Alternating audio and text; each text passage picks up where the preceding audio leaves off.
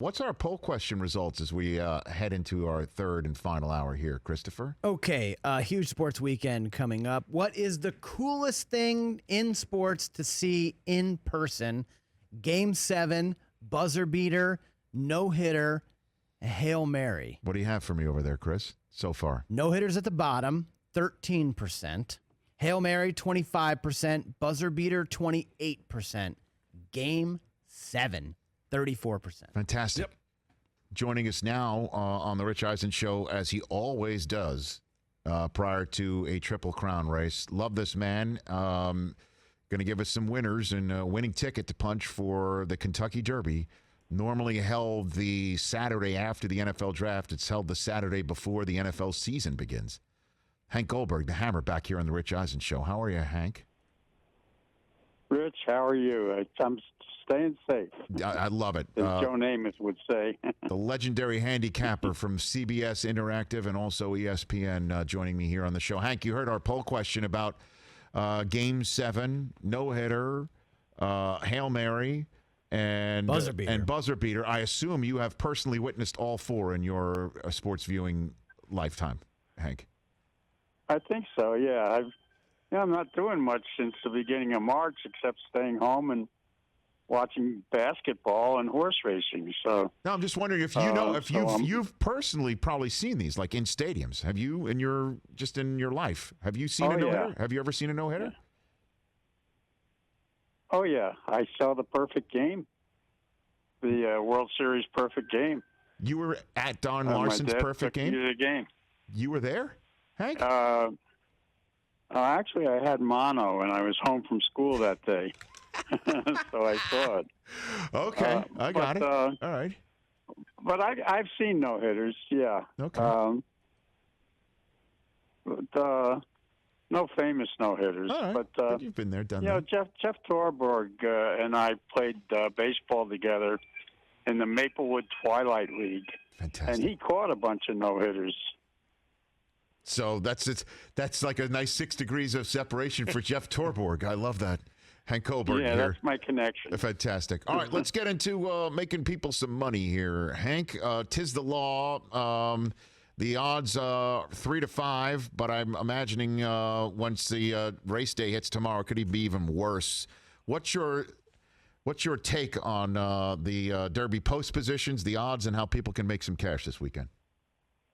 Well, the post positions have changed.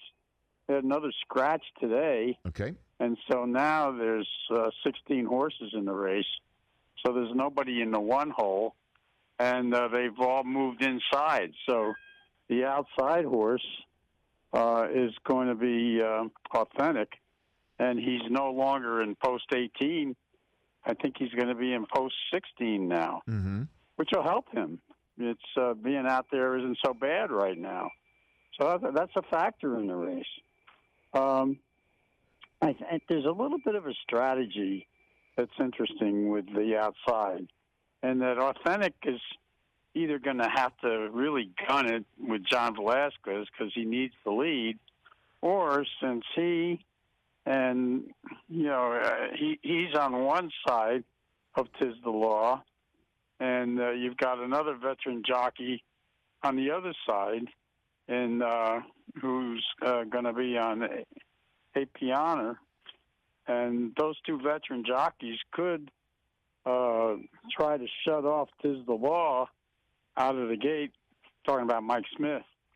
And if they do that, they may sacrifice a little bit, but 'tis the law has never had to come from behind very much.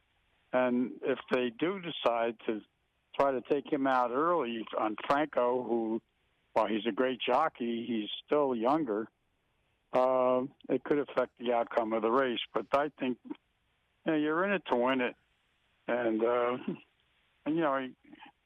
it's 'tis the law. He is, tell you an interesting story. When Uncle Chuck ran against him, and Uncle Chuck was a very highly touted horse, and he was trained by Baffert. Baffert was watching the race with friends, and when Uncle Chuck had the lead, 'tis the law came alongside of him, and Baffert turns to his friends. He said, "Time to say uncle." And that would be the end of that. So what are your tickets? You're going to what ticket? How are you going to bet? Tell us how you're going to bet and how we can make some money here, Hank. Well, I like Tiz the Law. Okay. He's the best horse. He's won his last 3 races by 3.5 lengths or more. It's the Saratoga group who've been down this road before. Mm-hmm. And he's, I think he's simply the best horse. So I've got him on top, but I can't bet him at 3 to 5. So I've got him on top in superfectas with, I'll tell you a horse I like who is 20 to 1 morning line, and he's out of the 15, and it's New York Traffic. Okay. This horse doesn't get a lot of attention, but he's been second 3 times in a row.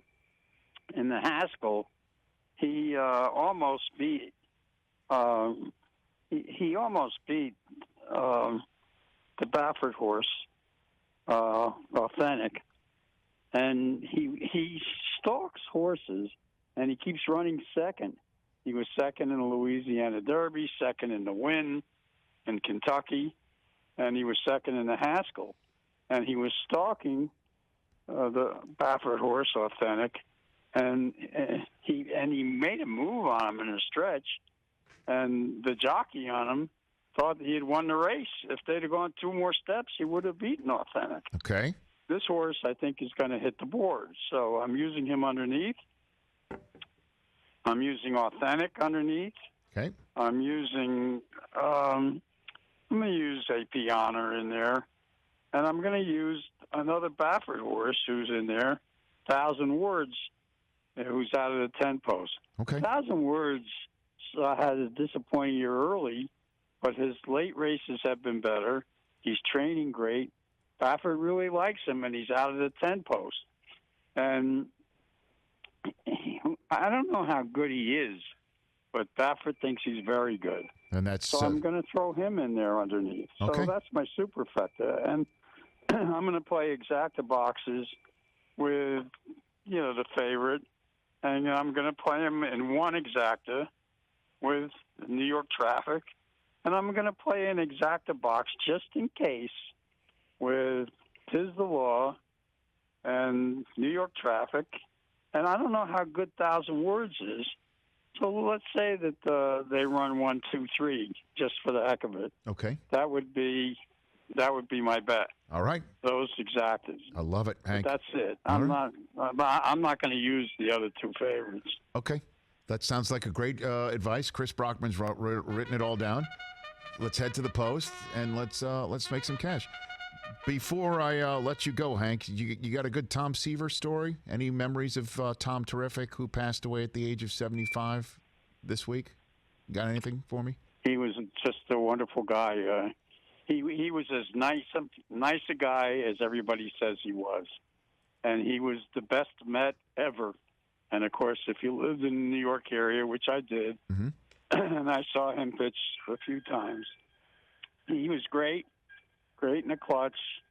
He brought them a championship, and he was probably one of the most popular figures in New York sports history. I'm trying to think of, outside of the Yankee family, anybody who was more beloved than he was, and it's all true. Yeah, we put him up there with Clyde Frazier, Namath, outside of the Yankee family in terms of New York sports. Yeah, he's an all-time great, and I just figured I'd ask you about him. Passed away at the age of 75.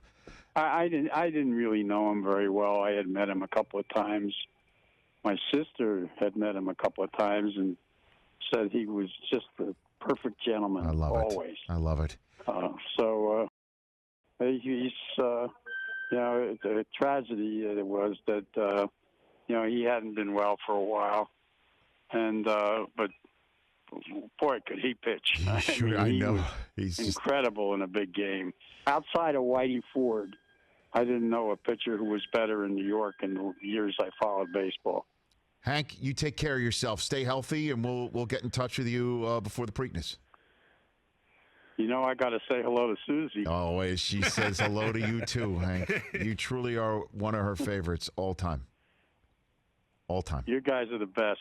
Thanks. Right back at you, Thanks, Hank. buddy. You be well. You're safe. Stay safe, healthy, and let's cash some tickets. Cash some tickets.